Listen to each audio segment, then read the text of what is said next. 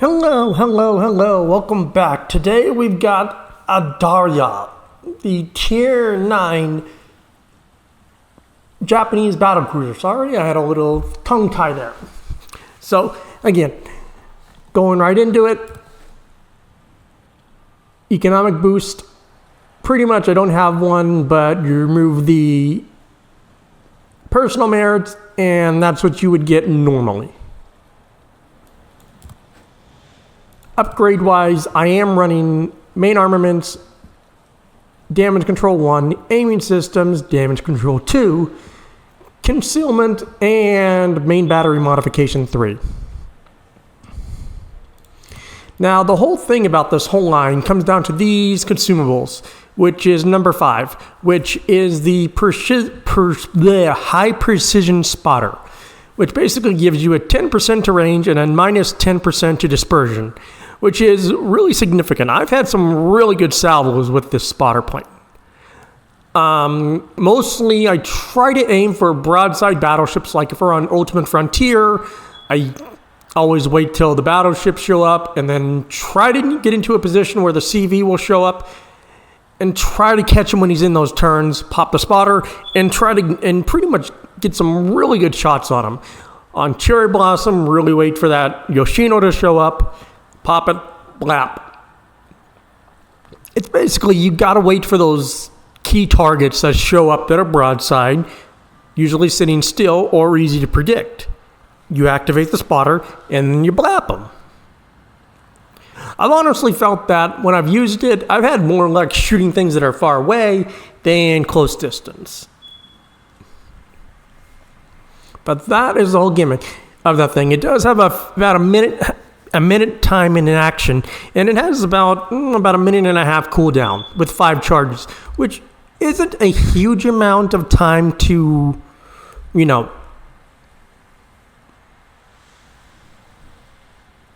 wait, I guess.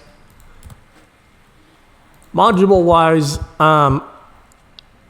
I didn't go for the upgraded range, which would put you at 24 kilometers. I only did the stock one, which is 22 kilometers. Because, in all honesty, yes, there were a few times where I felt I needed that extra 2 kilometers, just a few times. But remember, if we go into that will increase our max dispersion by 15 meters. So there is that downside to it. But I honestly would say you really don't need this. You can pretty much just go for the hull.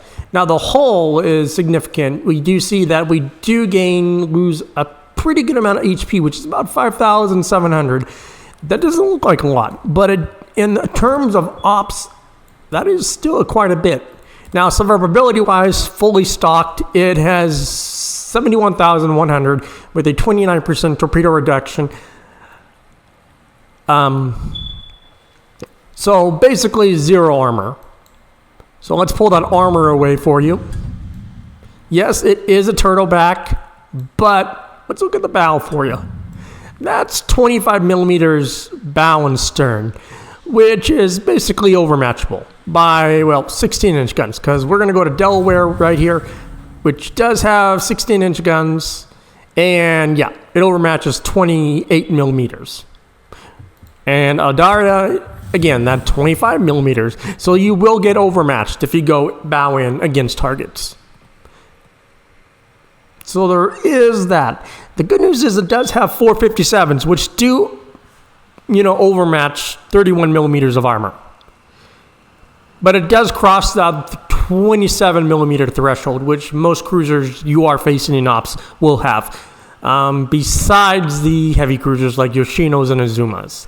Other than that, even bow on, point blank at Azumas, it will still do 10, 15K. If you get really good salvos, you can still do pretty good at that range. So you're not really hurting.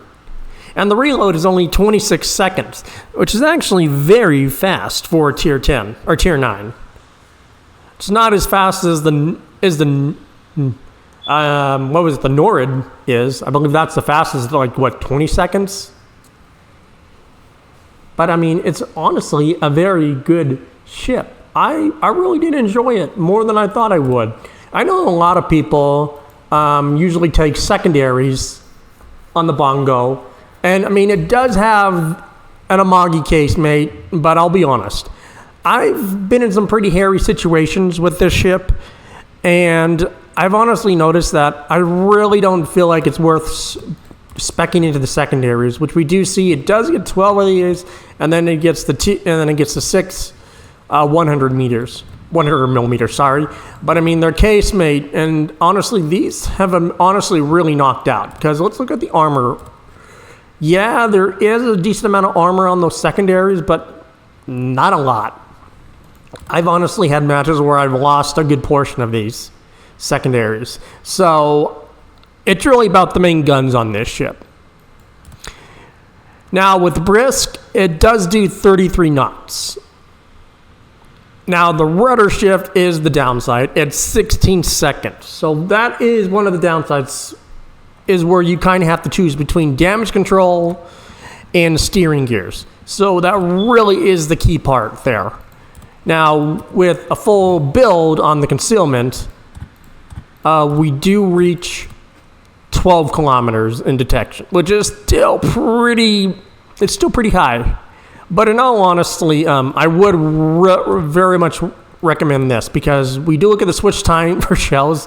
That's still, we take that off, and we're at 20. We put that back on, we're still looking at a 16-second shift time. And even though we look at the 180, it's almost a minute for 180 without grease the gears. So you really kind of do need that. After that, I would honestly recommend this. That's what I would recommend for the 19 points, because you're maximizing your ship's survivability. You're still getting the concealment boost. If you wanted to be a little bit more aggressive and get rid of that, you could definitely put Furious on there, and that would give you an increase to your reload every time you had a fire. And that's another valuable option. But it really comes down, because I do run Furious on my Thunderer, so I can say that this build would work. It just really depends. It really just depends on the game and the map. The maps really determine how the ship plays. Cherry Blossom and Ultimate Frontier are the ones you really want to get. Raptor Rescue, you might get pretty good on that. Aegis, you can get pretty good matches on that, but Cherry Blossom and Ultimate Frontier are basically the two ops that you really want for this ship. But let's get into the replay so you can actually see the ship. Welcome back to Techline, folks. We are in the Adatara, the Tier 9 Japanese battlecruiser. Yes, I know, it's a little old, but we finally made it to Tier 9 on this ship.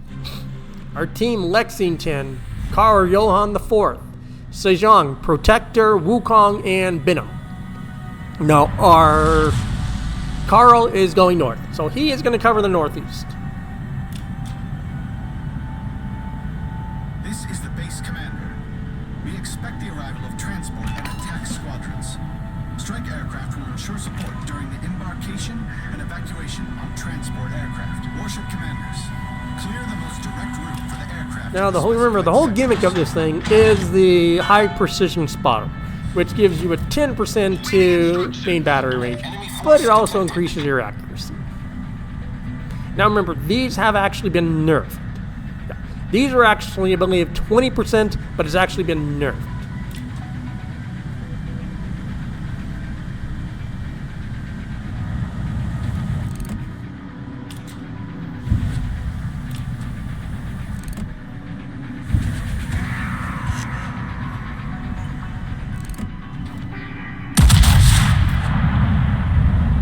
And yes, we do have Yamamoto on here.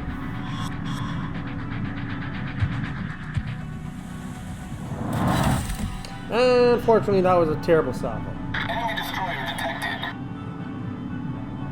Enemy battleship detected.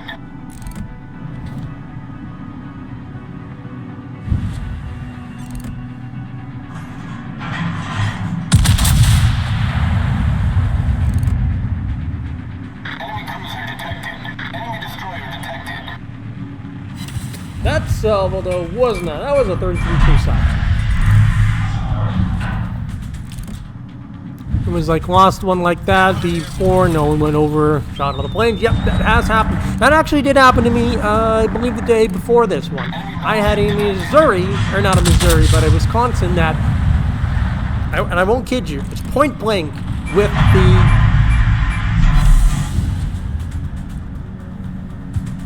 the Worcester. He could have rammed it.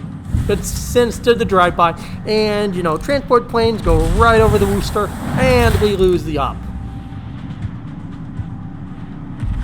So if you're that close to the Worcester and those transport planes will come in, just ram it. Just ram it. It's better to save the op and potentially lose your ship than piss off the rest of your team. Take the ram.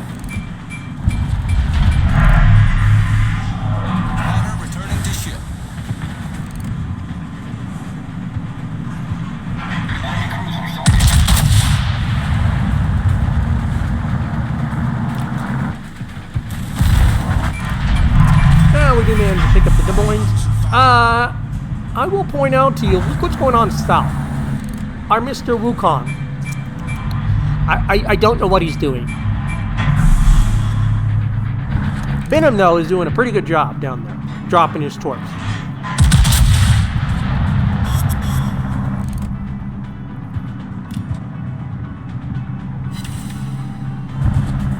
And I don't fire at the NC because I was like, I'm pretty sure those torps. I'm like, I'm not even going to fire at that. I'm not even going to fire. I do make one, I believe I do try to make one last attempt. Nope. I decided those torps are going to hit it. I'm not even going to bother.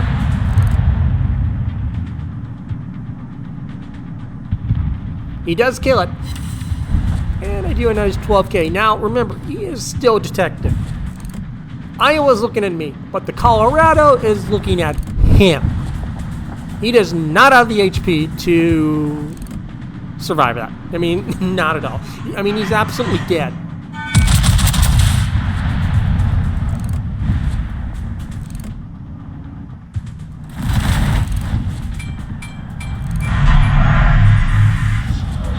Down to a 1200.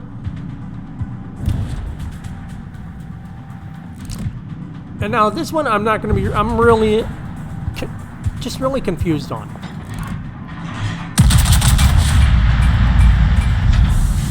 I'm thinking, okay, those torps should hit. It drives straight. Where did those torps go? They were way off target.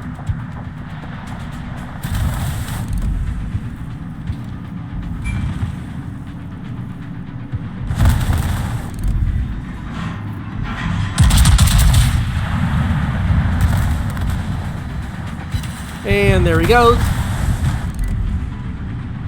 And I'm not even going to worry because one, the Venom is just on his corpse, and yeah, it's dead. So I am not even going to worry about it.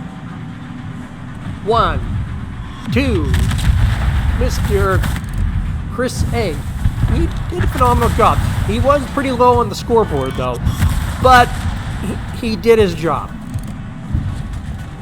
I would rather have you do your job and be low on the scoreboard than not do the job and being, you know, such and such.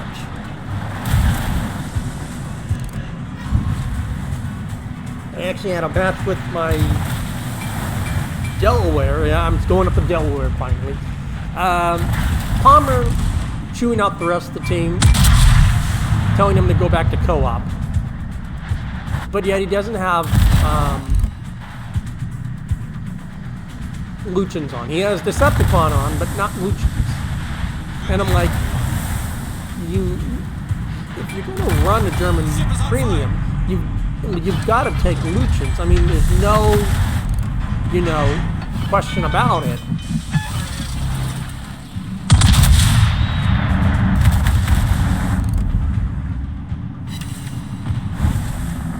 Problem solved, sir.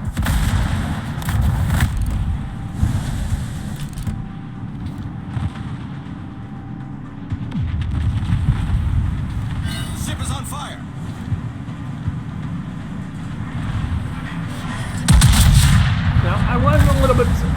I am a little salty at the Sejong because one, I am being, I'm being barbecued here, and he could be drawing some fire for me. Now, yes, Sejong doesn't have the most HP, but it will be able to heal up its HP faster than I will in the heal circle. So let's say it loses 10k. It can heal back that 10k a lot faster than I can. Spotter returning to ship. It does not help that we're not getting any citadels. Now, our Mr. Gandalf the Grey and the Lexington is not having a good time. Not having a good time.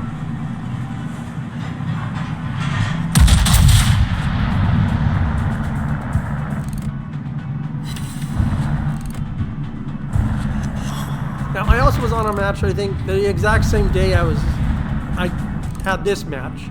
I had a Shimakaze that went all the way around, down pretty much all across the, let's just say the H line, and swung up to the island at G2 where the CV is.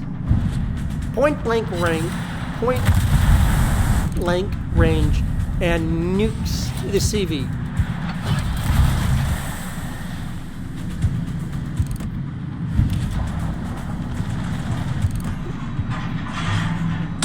But he kills it, but he dies. And I guess it was one of those things that's like, it doesn't weigh the pros. I mean, you're getting maybe, 60k off that for throwing your ship away. I mean, it's going to come out eventually. Its CV is going to move, and it's going to show itself broadside to battleships anyway. You can kill it sooner, if that's always great. But is it really necessary? Especially to throw your ship away.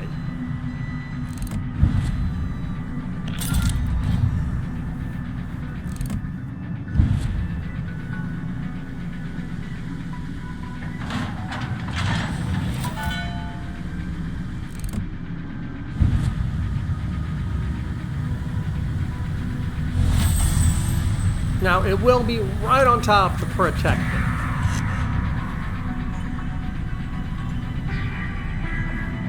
Warship commanders. Now, remember, the CV could have easily had, he didn't have to come to the O Circle. Coming to the O Circle was great because he could get his planes off. And that was all great when it was Tier 8. When it's Tier 8, a CV is actually good on this map. When you're facing ships like Buffalo, Cleveland's, Maine's, they didn't get to do it into Lexington. And yes, I do have a tech line that is like why she was called the Wreckington. But those days of her being the Wreckington are long gone. Are long gone. I wish I could have had my YouTube channel up sooner, and I could have recorded one of those videos I had where I pretty much carried a match. I had like 4 kills.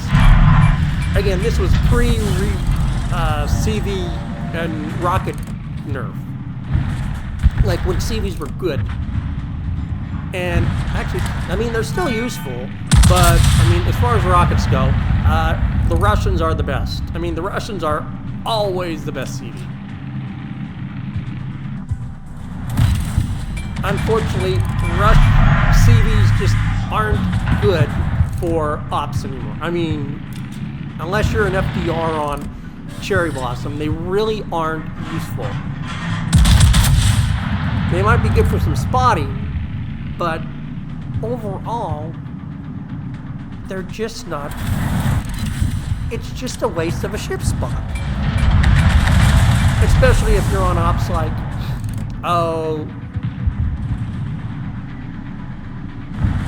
I remember I saw, I've seen Nakamops. I've seen a lot of CVs lately. Not doing that well, though. In essence, they're taking up a ship spot from a cruiser or battleship that would be considerably more useful.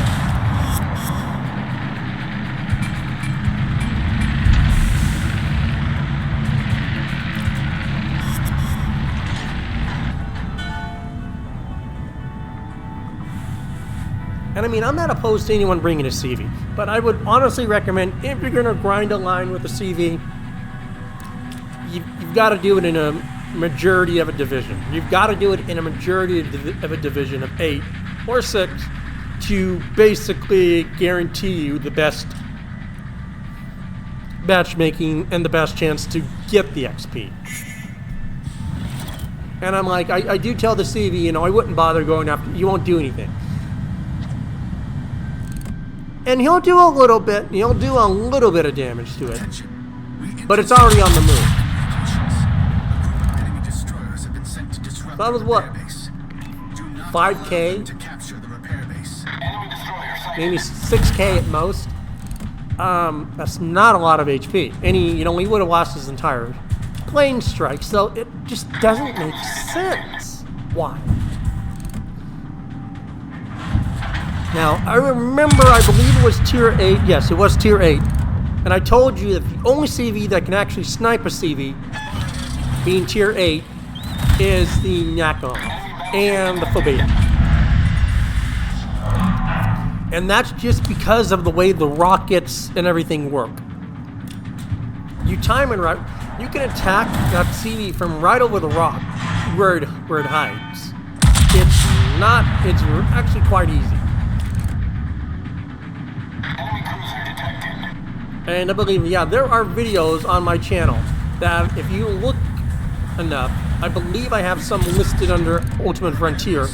There are some, I had a really good Phobeta player once. And I believe it was in like the Cossack, I believe. I was in DD, I remember that much. And I'm like, come on. I need it spotted. And unfortunately, I managed to shoot just as my precision spotter does go dark, or turn off.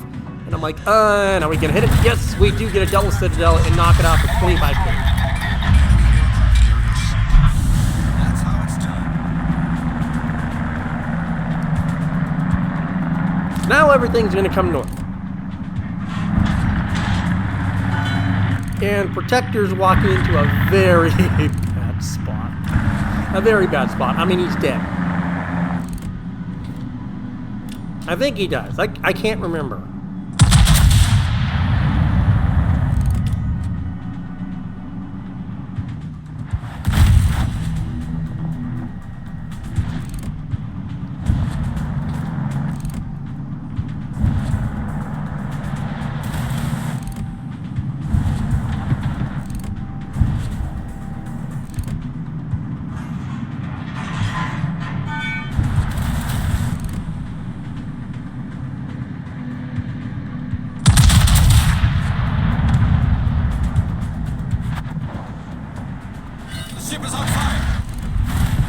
Yes, Protector does go down. Now, when you deal with what he was against down there, yeah, he was screwed. Double Annapolis is, and I believe that's a main.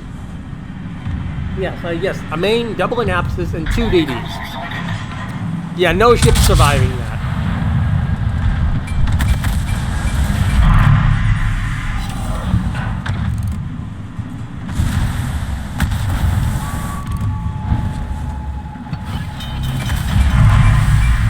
Now, I kind of pull back because I'm like, okay, the middle wave does have ships. I don't have the best armor. I really don't want to get hit broadside. And I'm like, I really don't want to get hit by a Montana.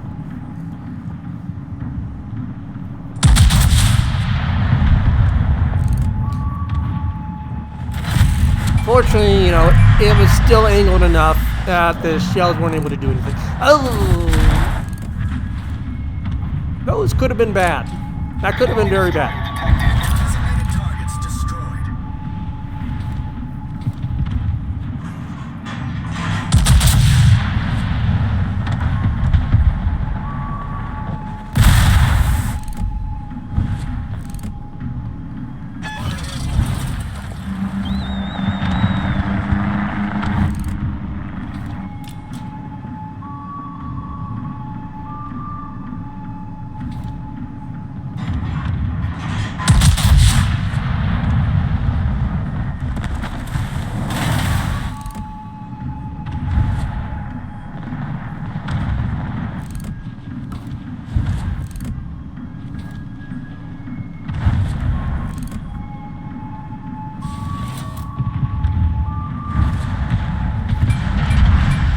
Unfortunately, our Venom is there. I want to get some shots on this Seattle, maybe to get some extra damage. Sejong is going to die though. He does not have the HP to survive that.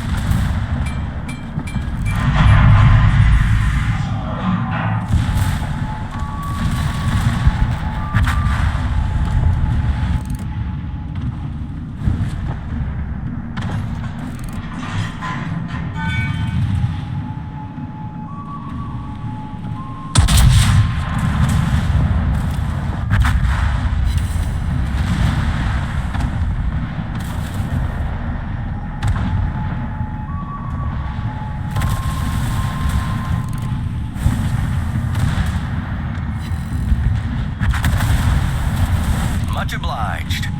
And I do think of relaying the smoke screen. Unfortunately, I am within radar range, and I will be within Hydra range soon.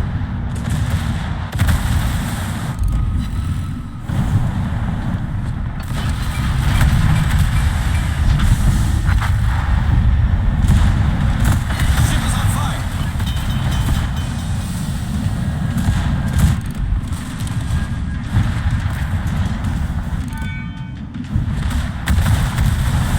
Problem solved, sir.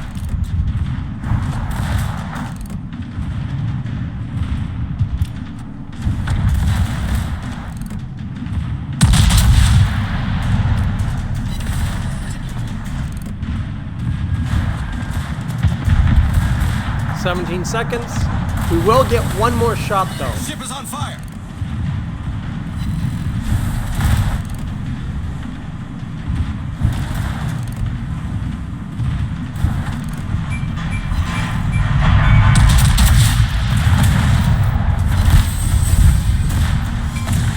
And we do about a nice, what was that, about 16K.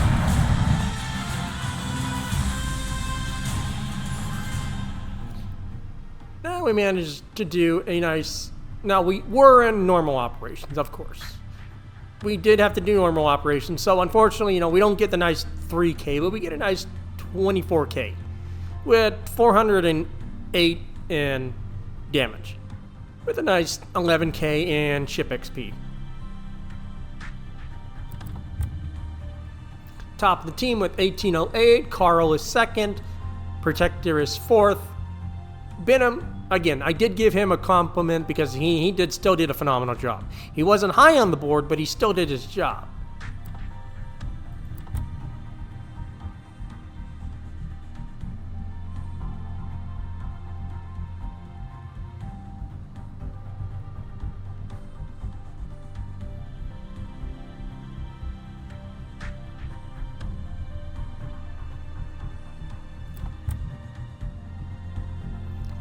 And we make 200,000.